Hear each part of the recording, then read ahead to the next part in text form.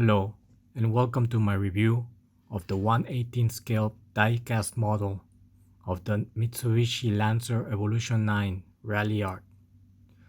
This will be a comparison review between the Autoart version, which is the red one, and the one made by SuperA, which is the black one.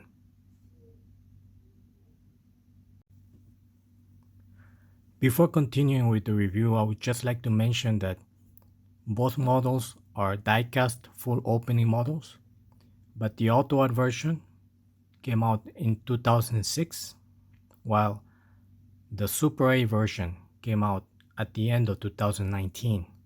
So there's almost a 14-year difference between the production of both models.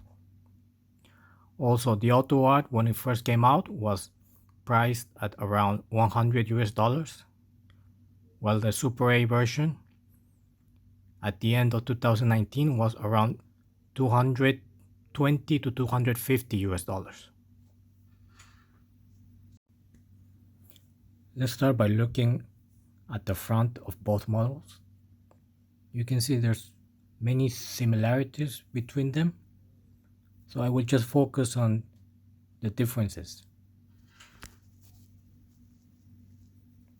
The first thing I noticed is that the headlights of the Autoart version are very detailed, to the point where you can see the light bulbs. Whereas on the SuperA version, you can see the light bulb on only the middle of the three headlights on each side, while the other two are just plain. So in this case, the Autoart version has more detail. If we look at the carbon fiber here, both models have the same carbon fiber part, even with the logo, the Ralliart logo there. But in my opinion, the SuperA version carbon fiber is much shinier than the Autoart version. The Autoart version, the detail is quite good, but in terms of just the shininess, the SuperA version is better. If we look at the hoods, you see the mesh and the inner part, which is a metal piece,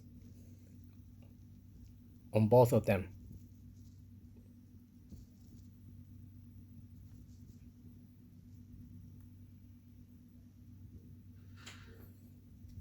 Similarly, the Mitsubishi logo is a photo etch part, not just a sticker, for both of them. There's also mesh, and you can even see the radiator. Oh, I believe that's the intercooler.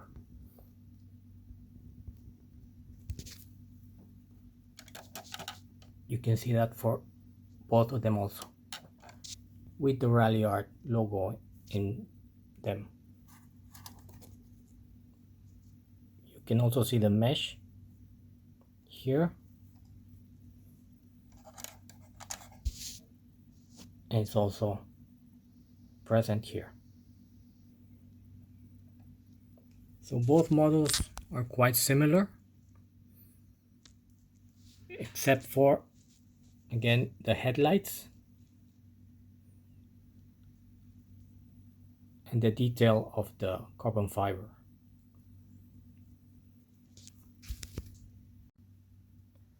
Now let's look at the engine detail for each one.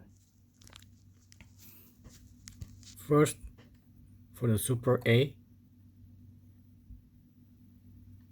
the engine detail is excellent. You can clearly see different parts.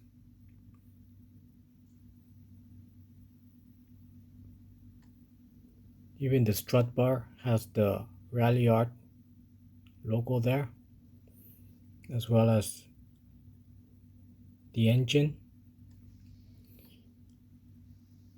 You can see different wires throughout. And one thing that this SuperA version has is the hinges for opening the hood are quite good. They're not dog legs, and you also have this bar to keep it open.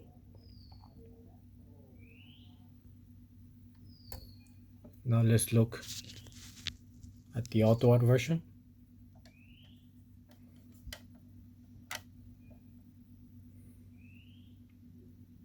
Overall, the detail is almost the same as the SuperA. There is no logo.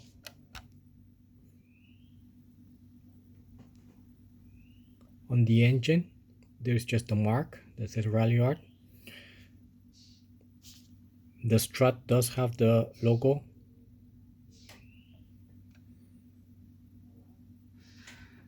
Overall, it's comparable to the SuperA, but the Autoart version has dog legs for hinges here, as you can see. So in that respect, the SuperA is better.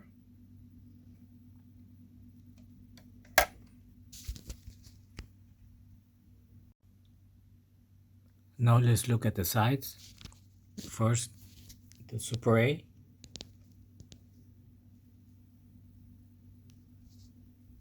The details are quite good. The wheels, the brake calipers,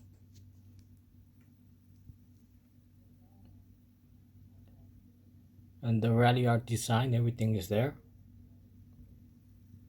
You also have the antenna. And let's compare it to the Autoart version. Again, the wheels, brake calipers are similar.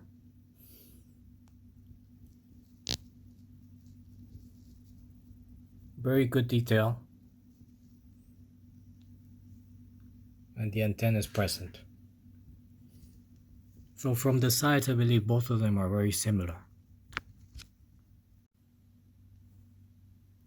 Now let's compare the back. First, the SuperA.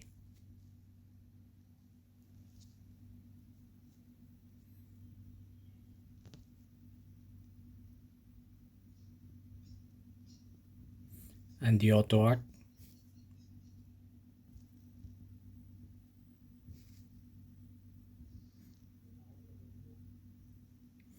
The things that I can see that are different are the Autoart taillights has less detail than the SuperA version. Also, the SuperA version has photo etched parts here, which is Lancer Evolution, and also the place where you can put the key to open the trunk, whereas the Autoart seems to be just a sticker for both.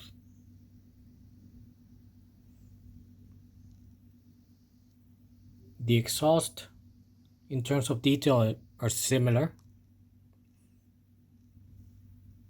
but the carbon fiber, again, the SuperA version, the detail of the carbon fiber is much nicer than the one on the Autoart. I believe it would look more to scale like this than for the Autoart.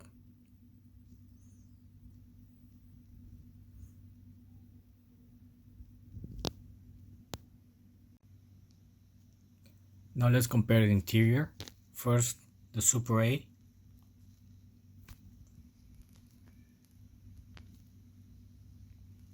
The interior is quite nice, very detailed.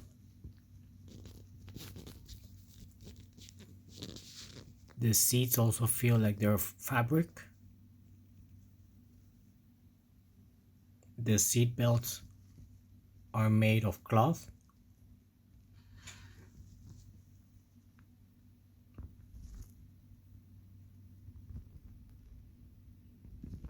Overall, very good detail.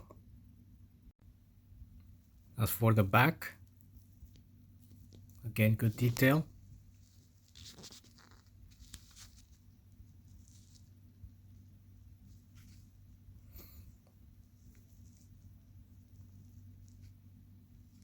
Overall, very good. Now for the Autoart version.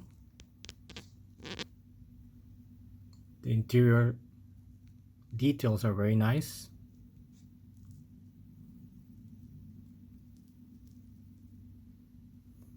The seats are also, they appear to be just like the real seats. The back also, and the seat belts are also made of fabric.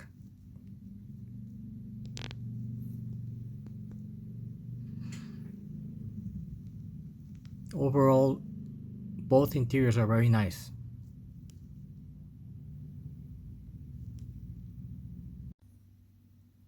Finally, let's look at both models from below. The Autoart version has quite good details.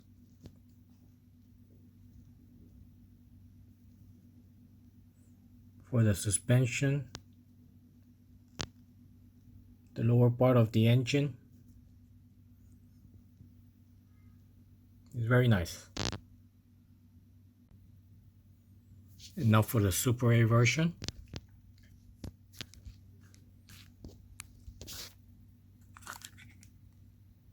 Again, a lot of detail. The lower part of the engine, the suspension, the exhaust, they're both quite similar in terms of detail.